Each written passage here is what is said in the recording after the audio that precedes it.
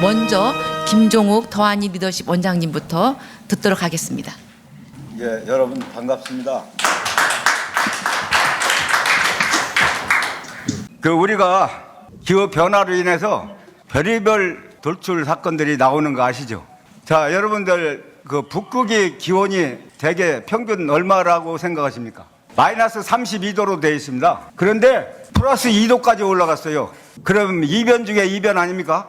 중국에 산사댐이 무너지느냐 안 무너지느냐, 어떤 사람들은 초일기에 들어갔다, 그 다음에 물폭탄이 떨어졌다, 한국에도 물폭탄이 떨어졌다. 이변입니까? 이변 아닙니까? 그러면 과거에부터 쭉 그랬느냐 보다도 앞으로도 그런 이변이 더 많이 생길 요소가 있지 않느냐. 그런데 우리 한국 사람들 높은 분이나 일반 시민들이 거기에 대한 위기의식을 너무 안 갖는 것 같아요. 그래서 제가 첫째 기후 변화에 따른 위기 현황을 쭉 준비를 했어요. 그런데 이제 여러분들은 이 책자를 보시면 그냥 대강 납득을 하실 걸로 봅니다. 기후, 날씨가 지금 인류 역사에서 많은 일을 해왔다는 거 아시죠? 세계사를 바꾸기도 하고, 또 경영을 바꾸기도 하고, 환경을 바꾸기도 하고, 그 다음에 또 기분을 바꾸기도 하고 등등 여러 가지 역할을 해왔는데, 지금에 있어서 기후가 이제 변화가 된 그 큰 요인이 몇 가지로 나눠보면, 외부적인 요인, 지구 이외의 요인, 그 다음에 지구 내부의 요인, 그 다음에 이제 인간이 저지른 요인, 뭐 이런 거 등등 있는 거 제가 간단히 좀 말씀을 드리고 넘어가도록 하겠습니다. 남태평양에 투발루라는 섬이 있어요. 그 섬에 지금 1만 명이 거주하는데 거의 물에 잠겼습니다. 그 다음에 그 옆에 섬도 인구가 10만 명이 사는데 2030년에 가면 거기 완전히 잠겨가지고 기후 난민이라는 말 들어보셨습니까? 예, 기후 변동에 의한, 그래서 부득이 내 집과 땅을 버리고 피난을 가야 되는 그런 상황이 지금 남태평양에서 벌어지고 있는 겁니다. 그래서 이것들이 왜 그런 현상이 나오느냐 하면 큰 원인이 인간 활동이라고 그럽니다. 전문가들 11,000명이 조사를 해보니까 그 기후 변화의 요인의 원인 제공을 95%가 사람이 했다는 거죠. 그러면 사람이 또 거의 제로로 만들 수 있는 능력이 있지 않겠느냐. 그런 차원에서 우리가 더 노력한다면 우리뿐만 아니라 우리 자손들에게도 건강하고 위험하지 않는 지구를 물려줄 것이 아니냐, 이런 그런 생각을 합니다. 그래서 지금까지 한국 사람들이 해프게 쓴다는 말을 물 쓰듯 한다고 그러죠. 우리가 전기를 물 쓰듯 한다. 지금 소비 형태 그대로 나간다면 이 한국 사람 생활을 볼 때 지구가 몇 개가 더 필요하냐? 3.5개가 필요하다는, 그래야 우리 생활을 충족시킬 수 있다는 거예요. 그럼 세계 평균은 몇 개냐면 1.7개랍니다. 미국은 지구가 6개 있어야 그 삶을 누릴 수 있다는 거고, 그건 인간의 의지로 가능한 겁니다. 그런데 대부분이 지구의 위기를 못 느끼기 때문에 그까짓 것하고 무관심하게 넘길 수 있다는 거죠. 그 지구의 기온을 돌연변이형 기후변화라고, 돌연변이. 갑작스럽게. 지금까지 7만 년 동안 지구 기온이 1도가 올라갔는데 산업혁명 이후에 100년 동안에 7도가 올라왔어요. 그러니까 갑자기 가파르게 기온이 상승된 거거든요. 급하게 하면 부작용이 생긴다. 그런 부작용을 우리가 지금 몸소 당하고 있으면서도 별로 인식을 못 하는데 문제가 있지 않겠느냐. 이 시베리아 같은 경우 우리가 동토라고 생각하죠. 근데 재작년인가요? 겨울이 너무 췄죠. 그래서 뭐라고까지 말했냐면 시베리아가 아니라 서베리아라는 말까지 나왔어요. 북극이 빙하가 녹아서 물로 되는 과정에서 빙하가 녹으면서 거기서 뭐가 발견되느냐면 탄저균이 발견됐어요. 탄저균이 잠자다 깨어났어요. 거기에 감염된 술록이 2,300마리가 16년에 죽었습니다. 술록이 2,300마리가 탄저균에 감염돼서, 그것도 수만 년 전에 얼음에 갇혀 있다가 나온 탄저균에 의해서. 여러분, 탄저균이 뭔지 아시죠? 모 기관에서 자기네들끼만 탄저균 백신을 맞았다고 해서 그거 폭로한 유튜브가 또 당하기도 했는데, 그 탄저균이 술록을 그렇게 죽인 거예요. 이게 심각한 문제입니다. 그게 우리한테 닥치지 말라는 법이 어디 있습니까? 그 다음에 이 모스크바 평균 기온이 12도인데 마이너스 41도까지 나갔어요. 그러면 다른 얘기로 말하면 얼어 죽는 겁니다. 자, 기후 변화에 대한 심각한 얘기들은 뭐 길게 말씀 안 드려도 다 인식하시죠? 사하라 사막이 눈이 덮였어요. 여러분 상상이 가십니까?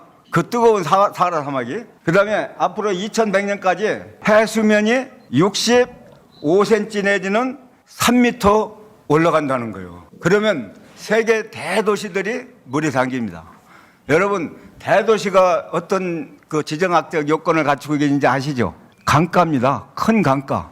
낮은 지대에 물이 있는데, 고기가 있는데, 농사 짓기 쉬운데, 거기서부터 대도시가 형성됐지 않습니까? 그러면 2100년 동안 우리가 방치해두면 대도시가 다 물에 잠기고 서울도, 한국도, 여의도의 300배가 물에 잠긴다는 거예요. 심각하지 않습니까? 그러면 심각한 정도가 어디 미치느냐? 우선 그 미치는 범위가 우선 산업에 미친다고 봅시다. 그러면 산업 구조를 바꿔야 되겠죠? 그 다음에 인체에 미칩니다. 스웨덴의 훈베리 16살입니다. 지구의 기후의 심각성을 인식하고 학교로 가지 않고 국회의사당 앞에서 1인 시위를 했어요. 그래서 작년에 노벨 평화상 후보까지 올랐어요. 그래서 173개 나라의 학생들이 동맹 휴학까지 이끌어낸 장본인입니다. 자, 16살 먹은 소녀가, 그러면 16살 이상 되는 우리들이 툰스베리보다 더 영향력을 행사할 수 있습니까? 없습니까? 간디가 그런 말을 했어요. 어느 한 사람이 가능한 것은 만인에게 가능하다. 우리는 이 툰스베리 같은 마음으로 이 기후 변화 대응한다면 앞으로 우리 세상이 좋아지는데 각자가 크게 기여하지 않을까 생각을 합니다. 자, 인체에 미치는 영향이 상당히 많으라고 다 공감하시죠? 이 대형 상어가 얼어 죽었어요. 상어가 얼어 죽을 해역에 가서 살겠습니까? 절대 안 삽니다. 그런데 기후가 갑자기 돌변하니까는 상어가 피할 도리가 없으니까 얼어 죽은 거죠. 그래서 티핑 포인트는 물을 컵에다 딸 때 조금만 더 따르면 물이 넘치는 분수령이 되는 그런 점이거든요. 지금 우리가 아슬아슬한 그런 지경에 살고 있다는 그런 의미에서 티핑 포인트가 나와 있습니다. 그러면 그 분석 및 문제점을 간단히 읽어드립니다. 기후변화는 핵전쟁이 버금가는 중차대한 사안이다. 그 다음에 기후위기는 이미 임계점에 와 있다. 한국의 OECD 국가 중 가장 큰 배출량을 기록하고 있다. 국민과 정부는 인식과 실질적 대응책이 미흡하다. 기상청 임무 중에 대외 협력사항을 제가 못 봤어요. 대외, 즉 외국과의 협력사항이 임무에 기록이 안 돼 있더라고요. 그 다음에 일반 대중들의 캠페인이 미흡하다. 그 다음에 RE100라는 게 있어요. 그건 뭐냐면 제품을 생산하는 데 있어서 100% 재생에너지를 사용해야 된다. 휴대폰도 이 100% 재생에너지를 사용 안 하면 앞으로 서양에서 수입을 금지시키겠다. 그런 걸 지금 시행 단계에 와 있습니다. 그런 면에서는 한국이 그 기후 위기에 대응하는 데서 상당히 미온적이고 다른 나라를 따라가는 입장인데 마지못해. 그럼 앞으로 그런 식으로 나가다는 한국 경제에 미치는 영향은 대단히 크다고 봅니다. 수출에 의존하고 있는데. 아무튼 이게 대응도 세계의 대응 그저 기후 컨퍼런스 교토 의정서 뭐 등등 그 했죠. 그런 거 회의 백나라면 뭡니까? 그냥 관념적으로 듣고 그런 협정사에 사인만 하면 그만이죠. 그다음에 이제 한국 대응에 있어서 종전과는 다른 입장에서 각성해서 열심히 대응을 해야 되겠다 그런 생각이고요. 그 마지막에 기후의 중요성을 인식을 제고하는 캠페인을 벌여야 되겠다. 어느 한 사람이라도 시작하면 그건 더 확대돼서 할 수 있다. 그다음에 초중고 학생에게 기후 교육을 시키겠다. 바로 지구 살리기는 후손 살리기다. 그 다음에 도시 농촌 불문하고 무조건 나무를 많이 심어야 되겠다. 자, 독일에 나무 많이 심었죠.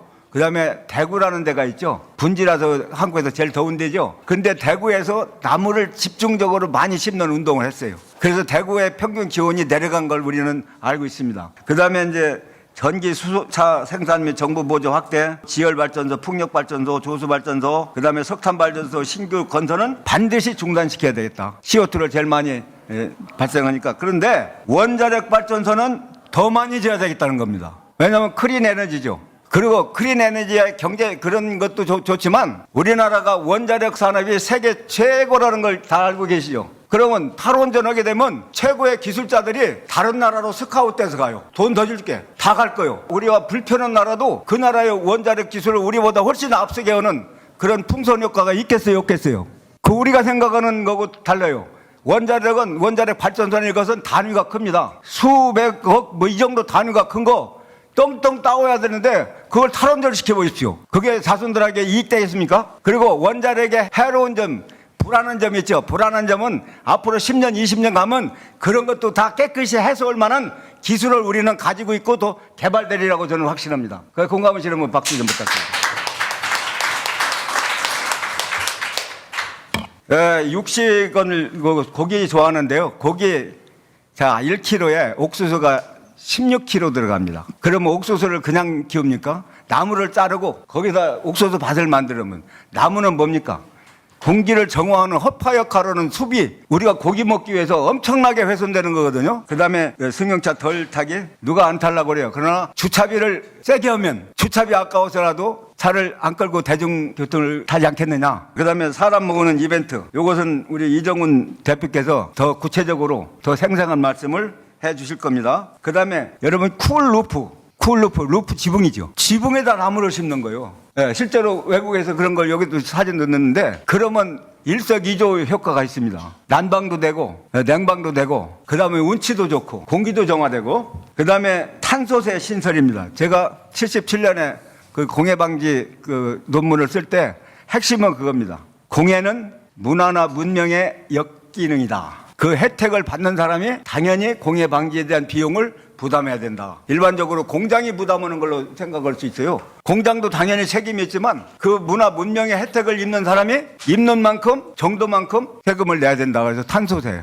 덴마크 같은 데는 탄소세를 받아서 가지고 있다가 탄소 소비가 적은 사람은 더 많이 더 환불을 해줍니다. 그러면 탄소 소비를 많이 하겠어요? 적게 하겠어요? 똑같이 내더라도 그런 제도까지 시행하고 있는데 아무튼 우리가 정신 차려서 말뿐이 아닌 행동에 옮기는 높은 사람이나 낮은 사람이나 좌파나 우파나 가리지 않고 그런 노력이 필요하다고 저는 생각합니다. 여러분 제 말씀을 끝까지 잘 들어주셔서 대단히 감사합니다. 네, 김종욱 원장님 감사합니다. 무엇보다도 우리 사회 리더인 정치가들이 정말 관심과 실천을 한다는 그 요구된다는 말씀이 굉장히 인상적이었고 열정적인 말씀 감동받았습니다. 감사합니다. 네.